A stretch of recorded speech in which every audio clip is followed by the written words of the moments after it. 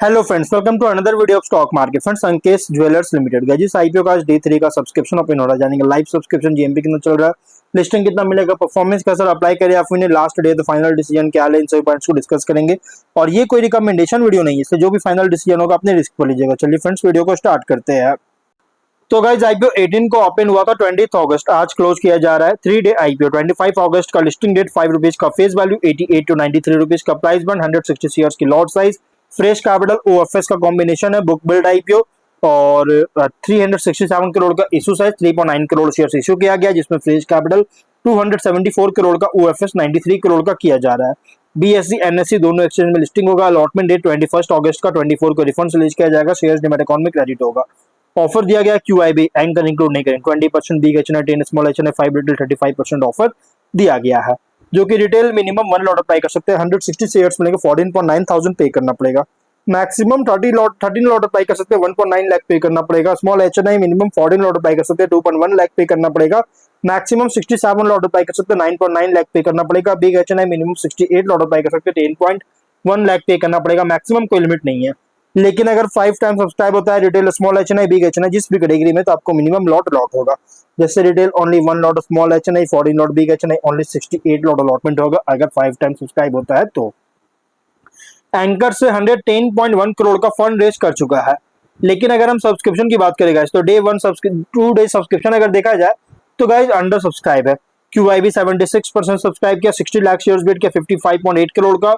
Big H ने 65% subscriber, 25.6 lakh shares bid किया, 23.8 करोड़ का अंडर सब्सक्राइब। लेकिन स्मॉल एच रिटेल में फुल्ली सब्सक्राइब हो चुका है। स्मॉल एच 99% सब्सक्राइब किया, 19.5 लाख शेयर्स बिड किया, 18.1 करोड़ का।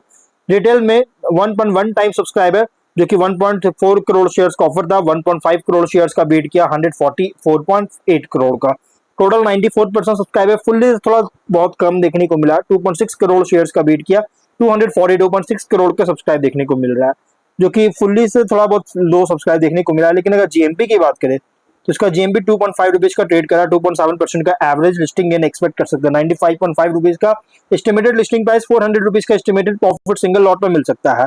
बिजनेस क्या है, तो हैंड क्राफ्टेड गोल्ड ज्वेलरी और का बिजनेस में इंगेज है, जो कि टेलर मेड प्रोडक्ट्स प्रोवाइड कर रही है और ऑपरेट कर रहा है कंपनी एसेट लाइट मॉडल में। एसोसिएशन है जॉब वर्कर्स और कारीगर्स के साथ। और कंपनी का परफॉर्मेंस अगर देखिएगा तो बहुत ही शानदार परफॉर्म किया है रेवेन्यू प्रॉफिट में एवरी फाइनेंशियल ईयर, और शानदार परफॉर्मेंस किया है।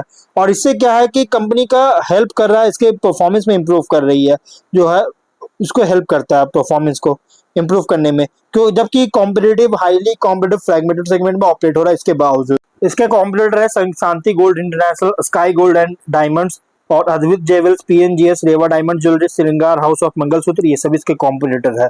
लेकिन गाइस कंपनी जो है ना, इसका मेजर रेवेन्यू जनरेट होता है B2B सेगमेंट से, जो कि एक smooth flow of orders ensure कर रहा है। और कंपनी का लेगेसी है 3 डिकेड्स का हैंड क्राफ्टेड 18 और 22 कैरेट ज्वेलरी में।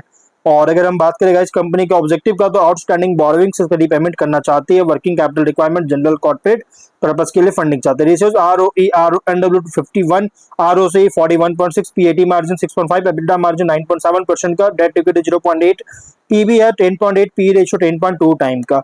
प्रोमोटर होल्डिंग प्री इशू 95.5 और पोस्ट इशू 69.5% का होल्डिंग देखने को मिल जाएगा। रिसेंट फाइनेंशियल डेटा के अकॉर्डिंग प्राइस बैंड जो रखा गया है, फुल्ली प्राइस रखी गई है। आईपीओ का जो प्राइस बैंड है फुल्ली प्राइस्ड आईपीओ है। लेकिन अगर हम स्वॉट एनालिसिस करेंगे तो स्ट्रेंथ अगर देखा जाए तो company hand crafted gold jewellery manufacturing customisation sector में ऑपरेट करता है। प्रोमोटर्स का सेवरल डिकेड्स ऑफ एक्सपीरियंस है ज्वेलरी इंडस्ट्री में। एस्टैब्लिश्ड रिलेशनशिप है मेजर ज्वेलरी रिटेलर्स के साथ, जिससे स्ट्रॉन्ग कस्टमर एक्सेस और रेवेन्यू विजिबिलिटी प्रोवाइड करता है। एसेट लाइट मैन्युफैक्चरिंग मॉडल, जो कि स्किल्ड जॉब वर्कर्स कारीगर्स का यूज कर रही है, जिससे प्रोडक्शन फ्लेक्सिबिलिटी प्रोवाइड करता है।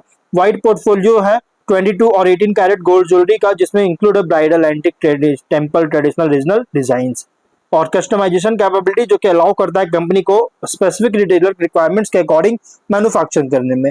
स्ट्रॉन्ग रिसेंट इंप्रूवमेंट है जैसे रेवेन्यू प्रॉफिटेबिलिटी में। लेकिन वीकनेस की बात करें, बिजनेस सिग्निफिकेंटली डिपेंड करता है थर्ड पार्टी जॉब वर्कर्स और स्किल्ड कारीगर्स पर। गोल्ड प्राइस वोलेटिलिटी, जो कि demand, margin, working capital requirements को फिट कर सकता है। लार्ज इन्वेंटरी रिक्वायरमेंट्स, जो कि बिजनेस को वर्किंग कैपिटल इंटेंसिव बना सकता है। कस्टमर कॉन्सेंट्रेशन अभी भी इंपॉर्टेंट रिस्क है।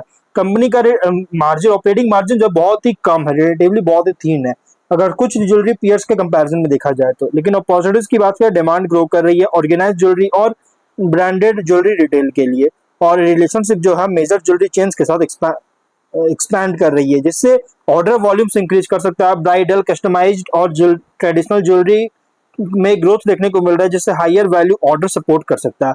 एडिशनल डोमेस्टिक मार्केट्स में एक्सपेंशन कस्टमर बेस डाइवर्सिफाई कर सकता है। न्यू डिजाइन, प्रोडक्ट कैटेगरीज जो कि कॉम्पिटेटिव निश इंप्रूव कर सकता है। लेकिन थ्रेट अगर देखा जाए तो स्ट्रॉन्ग कंपटीशन है ऑर्गेनाइज्ड अनऑर्गेनाइज्ड ज्वेलरी मैन्युफैक्चरर से। गोल्ड प्राइस वोलेटिलिटी जो कि ज्वेलरी डिमांड को रिड्यूस कर सकता है और वर्किंग कैपिटल रिक्वायरमेंट्स इंक्रीज कर सकता है। रेगुलेटरी चेंज अगर होता है तो गोल्ड और ज्वेलरी को अफेक्ट कर रहा है, जिससे बिजनेस इंपैक्ट कर सकता है। इकोनॉमिक स्लो डाउन जो कि डिस्क्रिशनरी ज्वेलरी परचेजेस को रिड्यूस कर सकता है। मेजर कस्टमर्स पर डिपेंडेंस है, जिससे कस्टमर कॉन्सेंट्रेशन रिस्क क्रिएट करता है। हायर गोल्ड प्राइस जो कि फाइनेंसिंग और इन्वेंट्री रिक्वायरमेंट्स को इंक्रीज कर सकता है। पीयर कॉन्टेक्स्ट करेंगे तो लार्ज ज्वेलरी रिटेलर्स के कंपैरिजन में कंपनी प्राइमरली ऑपरेट कर रहा है B2B हैंडक्राफ्टेड ज्वेलरी मैन्युफैक्चरर और कस्टमर कस्टमाइजेशन प्रोवाइडर पर लार्ज रिटेल चेन ऑपरेटर्स के कंपैरिजन में।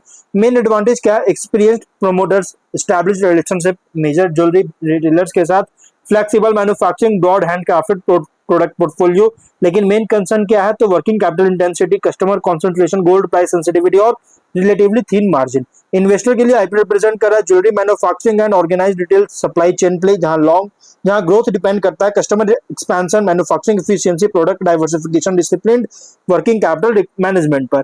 और लिस्टिंग स्ट्रेटजी, लिस्टिंग के लिए पॉजिटिव लेकिन सिलेक्टिव है। कंपनी का जो इंप्रूव हो रहा है फाइनेंशियल परफॉर्मेंस और स्ट्रॉन्ग रिलेशनशिप है स्टैब्लिश ज्वेलरी रिटेलर्स के साथ, ये पॉजिटिव है। जब लेकिन लिस्टिंग गेन के लिए सब्सक्रिप्शन और जीएमपी, सब्सक्रिप्शन डिमांड और जीएमपी, ये दोनों इंपॉर्टेंट पॉइंट होता है, सपोर्टिव होना चाहिए अप्लाई करने से पहले। लॉन्ग टर्म के लिए पॉजिटिव लेकिन सेलेक्टिव है। बिजनेस जो कि गुड कॉम्बिनेशन है experience promoters, established customers, asset light manufacturing और इंप्रूविंग प्रॉफिटेबिलिटी। लेकिन जबकि इन्वेस्टर को क्लोजली मॉनिटर करना पड़ेगा working capital utilisation, customer concentration, gold price sensitivity और सस्टेनेबिलिटी ऑफ मार्जिन्स पर। इसलिए गाइस जो भी फाइनल डिसीजन लीजिएगा अपने रिस्क पर लीजिएगा। ये कोई रिकमेंडेशन वीडियो नहीं है, तो गाइस वीडियो कहीं पर एंड करते, कोई डाउट है कमेंट बॉक्स में पूछे। मिलते हैं नेक्स्ट वीडियो में, बाय बाय।